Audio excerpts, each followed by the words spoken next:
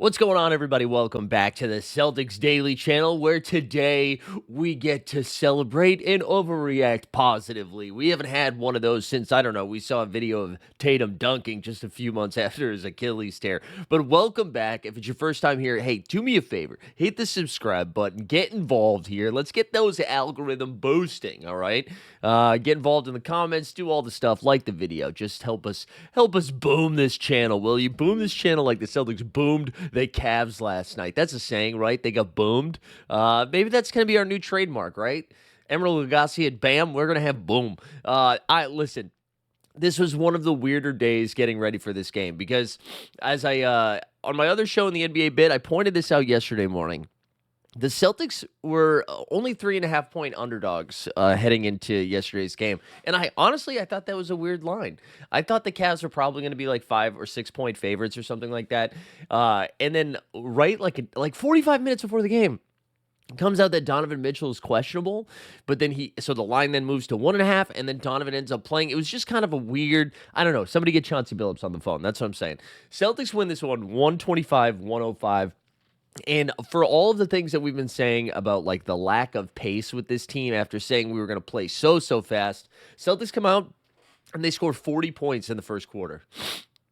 40 points in the first quarter, and they were down 42-40, but the pace was there. And what was really nice to see is Pritchard seemed a little bit more aggressive, and the shot wasn't like amazing. He's still only 1 for 8 from 3, but he had a double-double. 10 points and 10 assists, was just out there flying around. But the real story in this game, as the second quarter gets going, the Celtics hold the Cavs to 18 points in the second quarter. The defense finally showed up. The aggression on both sides of the court was huge. They win the second quarter 35-18, so they take a pretty big lead going into halftime. And then even in the fourth quarter, where we are known to take our foot off the gas and let it slip away, they outscore the Cavs by 7, winning this game pretty easily, 125-105. Kind of did not get back into range after that second quarter. They just kept their foot off the gas. But it was just a really, really good performance from the Celtics team. And I feel like we have spent, I don't know, a month's worth of time talking about how impressive Josh Minot has been. Here, the Minot Hive is here. The Why Not Minot Hive has arrived.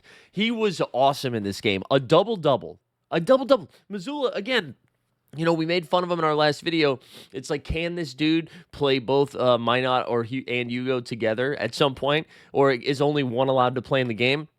Hugo only played 4 minutes in this game, so maybe that still remains to be seen. But Minot was awesome. 11 points, 15 rebounds. He had 3 steals, 1 block, had 2 assists as well, and it was a +8 in his minutes. But the real story here, the Celtics out-rebounded the Cavs. 53-42. They out-rebounded them on the defensive end 35-31, and on the offensive end 18-11.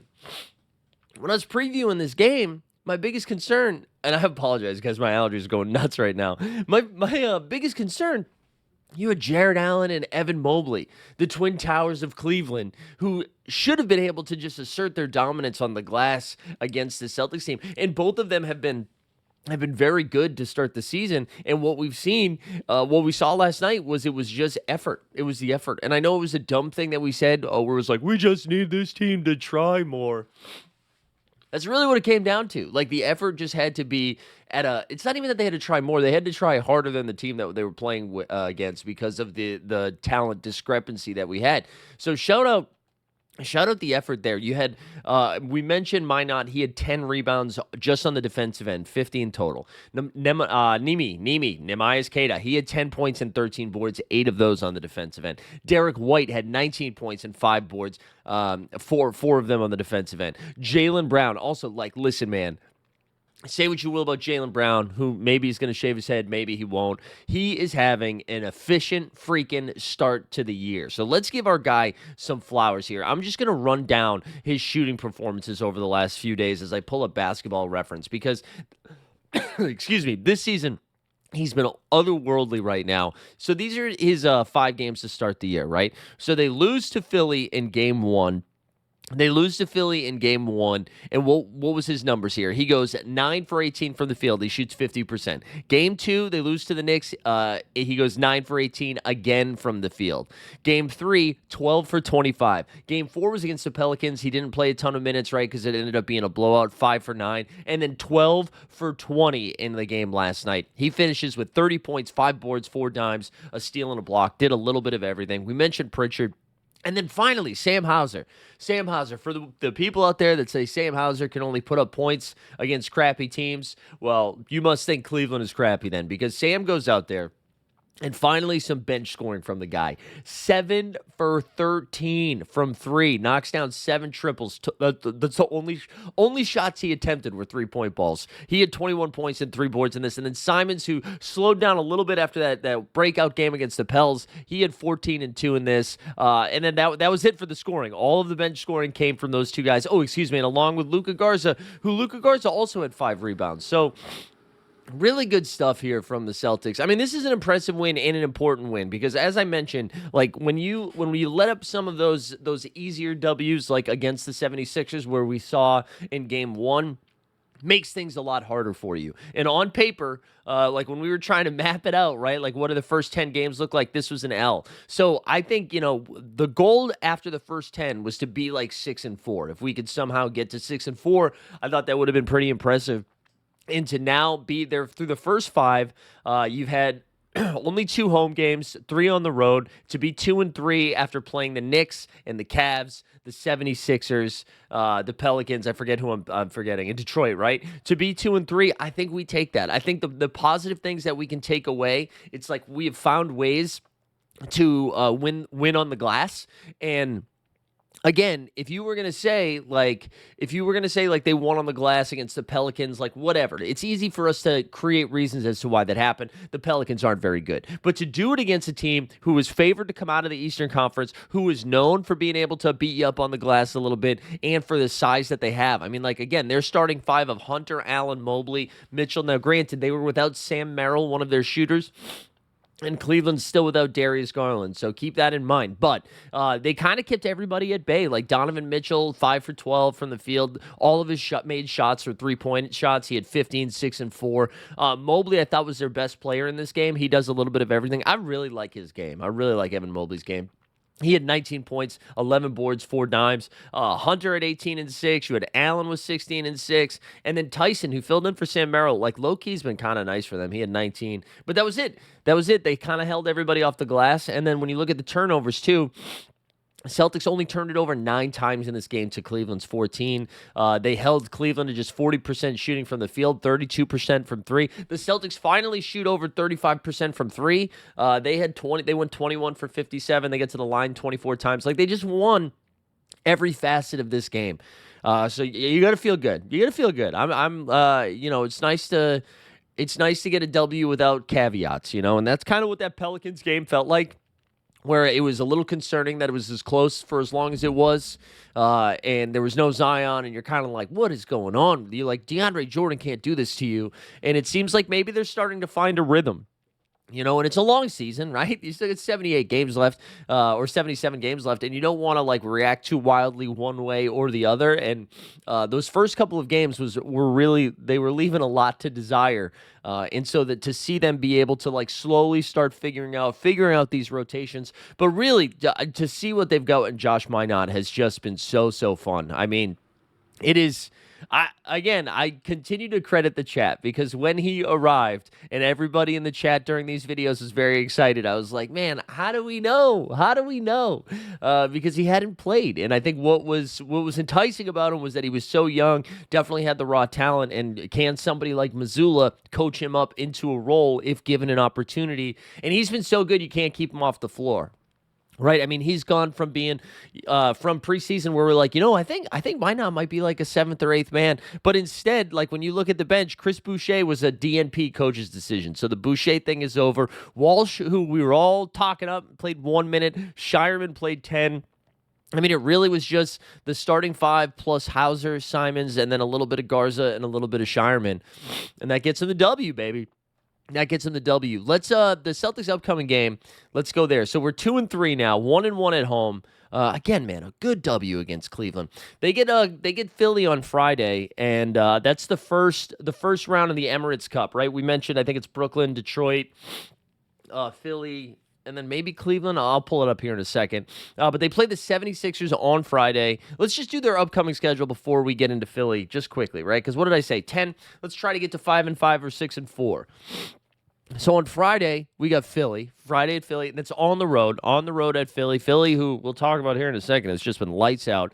You get the Houston Rockets on Saturday. Houston coming off a pretty big win over Toronto. They've moved to 2-3. You've got Utah on Monday, Utah might be good. Might be good. So that'll get us to what? That's 8 games, then Washington and then Orlando. So can we go 3-2 in those next 5? What do you guys think? So Philly will probably be slight underdogs with Philly, bigger underdogs against Houston, even though Houston's at home. And then they'll be favored at home against Utah, favored at home against Washington, and then on the road at Orlando, maybe like a slight dog. But that's a nice little run of home games there, too, with Houston, Utah, and Washington. Talking about Philly here, though, who we get on Friday. Philly's been fun, man. 4-0. Now, to be fair, Philly's got 2 real wins and like 2 whatever wins. They beat the Celtics in that first night, right? And it was a pretty close game. It was a 1-point game. Celtics probably should have got that W. They kind of fell apart down the stretch. So you can feel good about getting them this time. Then they beat Charlotte 125-121, which I believe was an overtime game. It was a very close game. Then they took it to the Magic 136-124, where Quentin Grimes hit a big 3 late in this game. All right, that was actually the Charlotte game. And then they played Washington, and they won that one the other night, 139-134 in overtime. So, they haven't been incredible, but they haven't lost either. They're 4-0. Tyrese Maxey, this was a take that I gave everybody on the NBA Bit channel before the season, that we might see Maxey lead the league in 2 categories, one of them being scoring and the other one being minutes played. Right now, he's averaging 37.5 points per game and 8 assists on 45% shooting and 47% from 3. Embiid, on the other hand, right, he's only playing a couple, 20 to 23 minutes a game, but just his last couple of games have honestly been he's looking pretty good in the minutes that he's playing, which was not the case against the Celtics, right? That game against the Celtics, he looked really, really bad in those games. He's sat one of the games. So he's only played 3, right? And in the 3 games, he's averaged 16, 5, and 3, but he's shooting 45% from the field. So game 1, forget the Celtics one, right? Because the Celtics one, he looked really, really bad. Then he goes out against Charlotte, and in 20 minutes, he goes 7 for 11 from the field, and he was pretty efficient in this one. I don't know. 20 points and 4 boards, 4 dimes and 2 boards. And then again in the most recent game, he had 25 points, 7 boards, and 5 dimes against Washington in just 23 minutes. And then VJ Edgecombe, man, the rookie VJ has looked really, really good, just impressive already. So VJ, but we've already seen him, and then Paul George could be back on Friday. So he was questionable going into their most recent game, inevitably got ruled out, but should be back for this next one. So they might be getting a little bit deeper, and that's what's so surprising about this Philly team is how deep they are. You always I never think about Philly as a deep team. I don't know why, but you've gotten good minutes, obviously, from Maxey and VJ, who've been incredible to start the season. Kelly Oubre's been nice for them. They've got Adem Bono, who's given them good minutes. Trenton Watford, Jabari Walker. They just got guys. They got guys, and now they might be getting Paul George back as well. So that'll be a fun one on Friday. I imagine 76ers are probably a 1.5, 2.5 point favorite, something like that. But, hey, man, whatever. We're going in good momentum. Good momentum after a big Cleveland win. Real quick, let's just go over that Emirates Cup group, the NBA in-season cup. And also make sure you put on your 3D glasses or your blue light blockers, because I'm sure those courts are going to look like they're on crack. Those will be posted on the Emirates Cup games, right? So the 76ers won. It'll be very blue, I imagine. The group stage for this, we'll take on the 76ers. And then, as I mentioned, in that group, it's the Magic, not the Cavs. The Magic, the Nets, the 76ers, and Detroit. So We get a fun one. We get a fun one. I'm excited about Friday. Also, if you guys aren't familiar with Playback, playback.tv/NBA bit, I can drop a link in there. It's like if you guys haven't used it before, you can watch the game together. So you basically sync whether it's your league pass or your cable package, whatever. And then you can watch the game and there's like a live chat going on. I can also like talk into the like you can see me in a little bubble if you don't want to listen to the broadcast or whatever. So if you're into that, we do all of the Celtics games. So we'll be over there Friday at I think it's at 7 o'clock for the 76ers and the Celtics. Should be a good one. Let's just bounce around the league here just for a little bit, a couple of storylines in the Eastern Conference, just to give you a feel for the standings, right? So again, like everybody predicted, 76ers and Bulls are the two undefeated teams left in the East. And the East honestly has been surprising, right? So those two teams are 4-0. The Miami Heat, similarly to the Celtics, right? New look team, and they're playing fast as hell. And it's not the old stuffy Miami team that you're used to. They're getting good minutes from like Jaime Jaquez, Pell Larson. They're doing it without Tyler Hero, and for somehow 3-1. The Milwaukee Bucks are 3-1. Giannis and the Bucks got a big W against the Knicks the other night. They looked good. The Cavs we just beat, right? They dropped to 3-2, and then the Pistons, who started off pretty slow, are now 3-2, and that's your top six. So, and then your 7 through 10, you get the Knicks, Bing Bong. They're 2-2 after they won 2 and then dropped the game to Miami, and then to the blah blah blah blah the Bucks that we just said, and then it's the Charlotte Hornets, who are 2-2. That's crazy. The Hawks are 2-3, Celtics 2-3, and then you get the Wizards, Raps, and Magic. Orlando 1-4 to start the season. Pacers and Nets may never win again. The Pacers, man, they're running real bad, right? So we already knew they were without Halliburton. They traded away Miles Turner, or didn't re-sign Miles Turner. Then they lose Benedict Mathurin for a while, Andrew Nembhard for a while, TJ McConnell for a while. So if you're in Indiana and you want to be a point guard, you might have a shot to get some minutes over there. Recommend reaching out to Rick Carlisle if you haven't done so yet. In the West, just quickly, man, OKC's still good. They might not lose this year. They've won 5 in a row, 5-0. The Spurs, Wemby Spurs, are 4-0, but I'll be honest, they haven't really beaten any superstar teams yet. Dallas was the team that they beat, but whatever. Miami plays San Antonio tonight, so that should be pretty fun. Also, we got Golden State, Milwaukee. That'll also be a little spicy. Golden State is 4-1. The AARP Warriors, they're 4-1. The Nuggets are 3-1. And then the Blazers, Grizzlies, Lakers, all 3-2. Lakers got a big W last night behind Austin Reeves. Austin Reeves, who's turning into the freaking best player of all time right now. It's pretty crazy. And then the Jazz got 2 wins. The Clippers either win a close game or get blown out, right? They've lost 2 blowout games to the Jazz and the Warriors. And then you get the Rockets. And then right now, the Dallas Mavericks, the Timberwolves, 2-3. Suns, Kings both have a win. And then the Pelicans, who, we smoked. They haven't won yet either. So quickly, let's get into, I feel like I've said quickly a couple of times, Emmanuel quickly, if you will.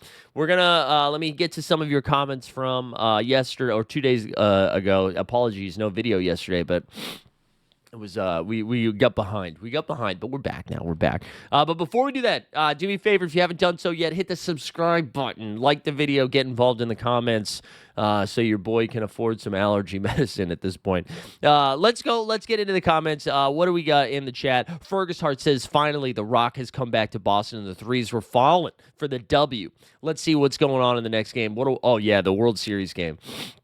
World Series has been fun, huh? I guess what we've learned now is if you win an 18-inning game, you might lose the World Series, right? Because that's what happened in 2018. Blue Jays have ripped off 2 dubs since then. All right, the G-Cross says they really need to start thinking about extending Simons. I'd love to see him on the floor with Tatum back. Yeah, we'll see, man. We'll see. We don't have a lot of flexibility financially speaking, so I'm curious to see how they approach the Simon stuff. But he looks great off the bench, man. He does. He's a great little 6-man. Carolina says, thanks for critiquing Missoula with the Minot Hugo thing. Yeah, I don't know what's going on with it, but hey, big win. And then Wesley said, you're right about no Zion, but not for nothing. We played good ball the whole game. Yeah. Man, and a lot of Simon's love here. Young God still saying Simon should start. I don't know. And then that cool dude said, maybe I'm cooked. I know Simon's erupted against the Pelicans, and he could certainly put the ball in the hoop. I just don't think he's a winning player. I'd like to see him move in the deadline. Man, Simon's like a lightning rod in the Celtics community.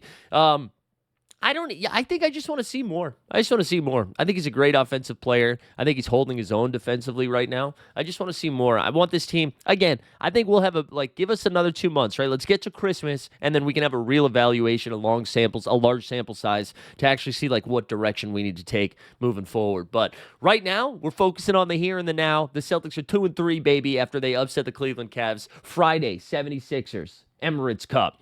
Let's go get that in-season chip, baby. Let's get out to Vegas and go hang the banner. Hang the banner. Appreciate everybody tuning in as always. Hit the subscribe on the way out. We will see you back here tomorrow. Thanks for watching.